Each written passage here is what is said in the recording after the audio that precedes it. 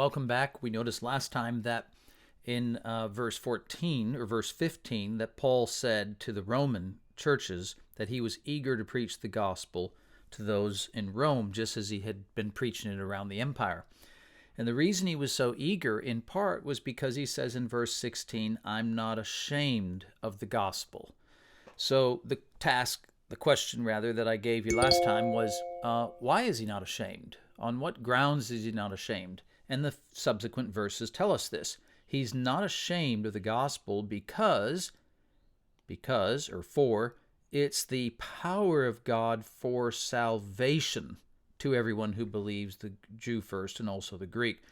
So the reason Paul is unashamed of the gospel is because it has the power to save people, the divine power, God's power to save people. You see, if you were, say, a researcher at a medical university and you discovered the cure for cancer, then you wouldn't timidly share your results with just a couple of people privately because you sort of feared how people would respond to it publicly.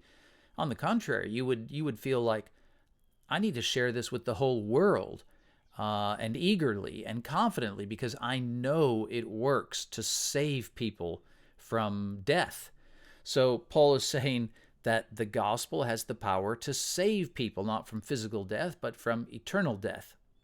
And so that gives him this confidence and eagerness to want to share it. Well, why is it that the gospel has the power of God to save people? Like, how does it achieve that? And the answer is verse 17 says, for in it, in the gospel, is the righteousness of God revealed. So why is that important? Why does it have to be that in order for the power of God to be available for salvation, does it have to have embedded within it the righteousness of God? And the answer is in verse 18, the next verse. For the wrath of God is revealed from heaven against all ungodliness and righteousness of men who by their unrighteousness suppress the truth. So here's the internal logic, that all humanity has sinned, has disobeyed God, and God is justifiably angry at the rebellion, the disobedience of humans that causes so much damage in the world to other humans. He's angry at the whole lot. So when we on earth occasionally do something wrong and somebody else forgives us, when they're forgiving us, that doesn't mean that whatever we did just sort of magically goes away, right? I mean, if say, God forbid, somebody has a family member murdered, and the people in that family say that they have forgiven the murderer, well, it's not as though that automatically brings back the person from the dead who's been murdered. The actions of the murderer have devastating consequences. So for God, the righteous God, there can't just be forgiveness, like as in we just sweep it under the carpet as if we ignore it ever happened. For God to offer salvation and forgiveness, there has to be some reckoning for the life of the person who's been damaged by sin.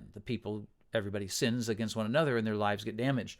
So for God values each human being he's created. So when that human being is wronged, God just can't ignore that. It would be wrong for God to ignore that, just like it'd be wrong for, say, the justice system to ignore a murderer. They don't just, quote, forgive them, and that's the end of it.